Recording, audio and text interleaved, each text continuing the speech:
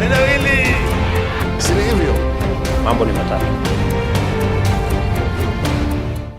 Ladies and gentlemen, good morning and welcome back to our channel once again. And it is my hope and prayer that the video is going to find you guys in good health. Personally, I am fine, as you can see. Kisumu is fantastic, and maybe you could also let me know where you are watching the video from, the county or the country, in case you are out of the republic. Ladies and gentlemen, can ODM party survive without Edwin Sifuna as the SG of the party? That is the question most Kenyans are currently asking, because some Kenyans even believe that ODM is Sifuna and Sifuna is ODM. So the question is, can ODM survive without Sifuna? I'm coming back with the answer to that question in my next video. But in this video, I also want us to address another question: the options available for Edwin Sifuna. Because the moves Edwin Sifuna is going to make from today moving forward will determine his political future. But before we do that, allow me to begin this video by giving you some 3 facts about Edwin Sifuna, and pay very close attention because they are relevant to the options which I'm going to give you. The first fact about Edwin Sifuna, which you must know, is that Edwin Sifuna rose through the ranks to become the Secretary-General of ODM party after a coup. You remember the times Margaret Rangat was kicked out, Babu Owino was forced to resign. You see those time of Kasarani, Men in Black. Those were what led to the rise of Edwin Sifuna. Because after Babu Owino was forced to resign, Agnes Zani was made to act. Then from nowhere, Raila Odinga brought Edwin Sifuna. So Sifuna is actually a product of a coup. Nobody elected Sifuna as the SG of the party. That's the first fact. We can't run away from it. The second fact about Edwin Sifuna, which is also very important, is that Sifuna is amongst the ODM leaders who are very popular. Most of ODM leaders are never popular. Raila, Babu, Sifuna, those were the most popular. Probably because of the way Edwin Sifuna used to debate, his anti-Ruto stance, because you see most of ODM supporters never really embraced the broad-based government because they felt Raila won and he was denied the victory. And Sifuna is also fearless. And because of that, he was very popular amongst ODM supporters. And therefore, his removal will definitely have consequences. Number 3, Sifuna was also viewed as the future of ODM party. In fact, when Sifuna started rebelling against Raila Odinga over the broad-based government, most of us believed that there was no way he could behave the way he was behaving without the support of Raila Odinga. As a matter of fact, someone like Anyang' Nyong'o even revealed that Sifuna was built for the future. Secondly, I think you read the interview that Sifuna had Kenya Times recently, where he made it very, very clear.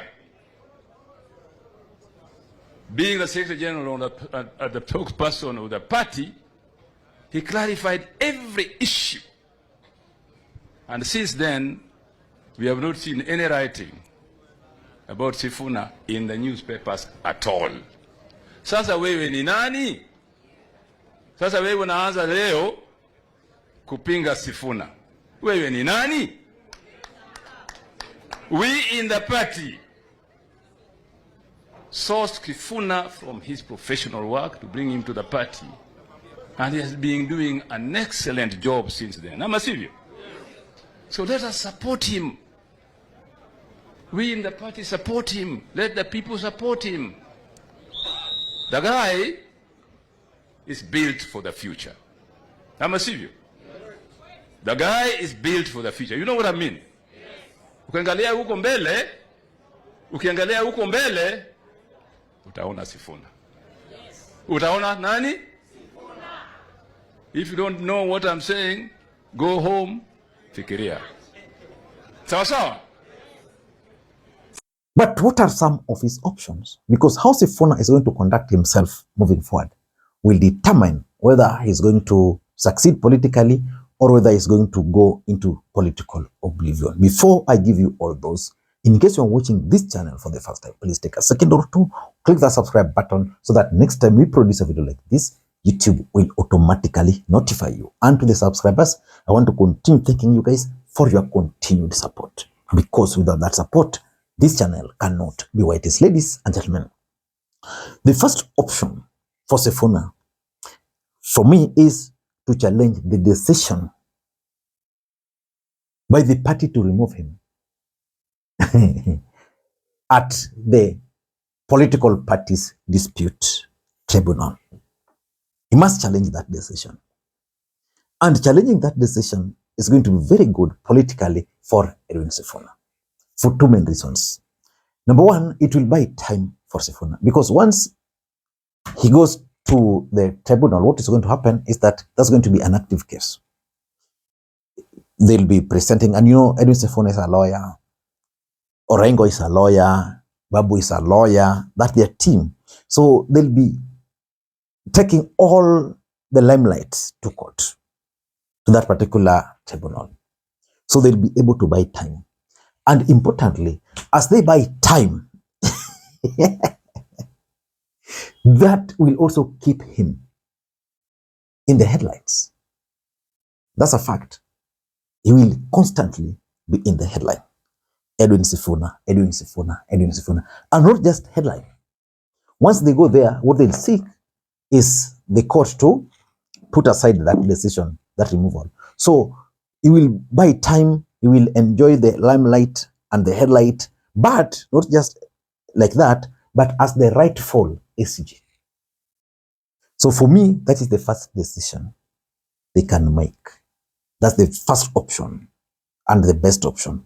Let them go to court, let them go to that tribunal, and then fight from there. If they will succeed, the better.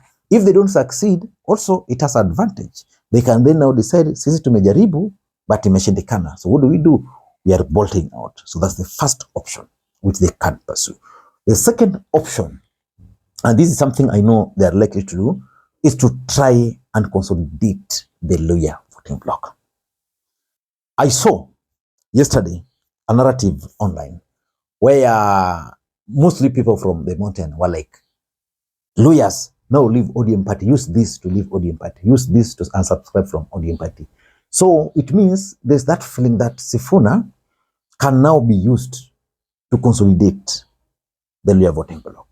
So for me, himself as Sifuna, he can decide now to start pushing the Luhya agenda with one aim of becoming either the kingpin or the kingmaker. If he succeeds in consolidating the Luhya base, if he can succeed in that, then I can assure you nobody will take Sifuna for granted. Even ODM party, even William Ruto, whichever faction, they can now look for Sifuna and sit with him. But there's a catch. Luhya politics is not very easy. Sifuna comes from Bukusu. He might not command support in Kakamega. He might not command support in Busia. He might not command support in Kakamega. And even if he were to do that, then it would mean that he's going to fight against Wetangula in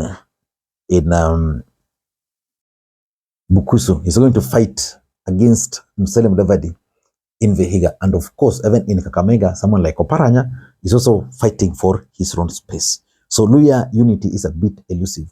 But if he can succeed in consolidating them, he is going to be the next Luhya kingpin. Number three, and I think this is something he can consider, lead the third force, which is Kenya Moja.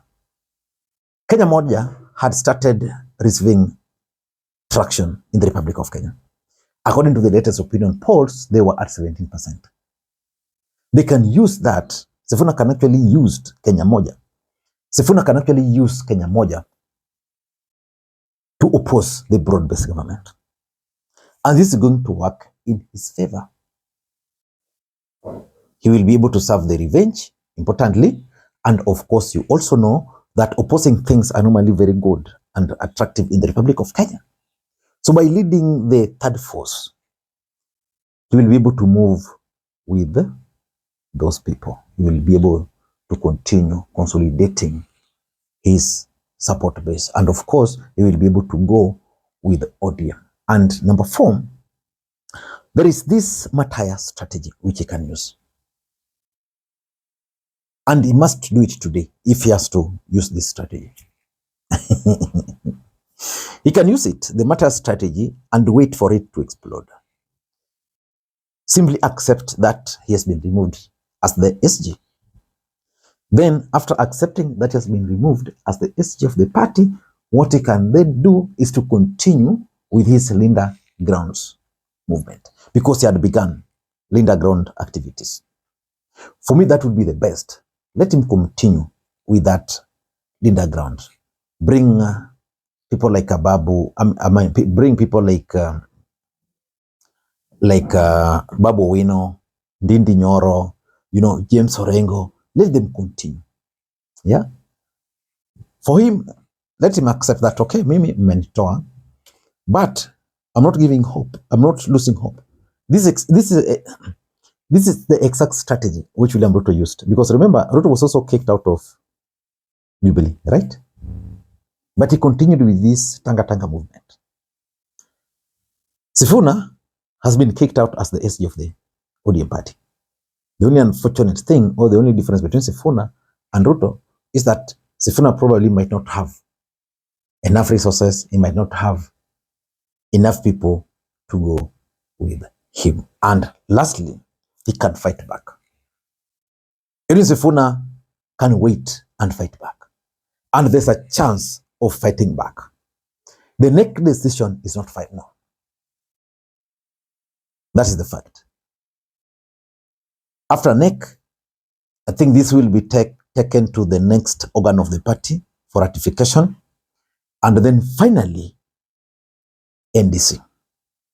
So Sifuna, if he's strong, if he controls party structures, then he must be willing to fight at the NDC, where the party will finally make a decision. NDC brings together the chairman of the party at the county level, at the constituency level, all of them, the chairman, the secretary, and I think those officials. Then they will make that decision. He can actually use his influence and influence the NDC to reject the NEC resolution. If he can do that, then he will be able to take the party. I don't know what you think. Until next time, this is Makwiny. Bye-bye.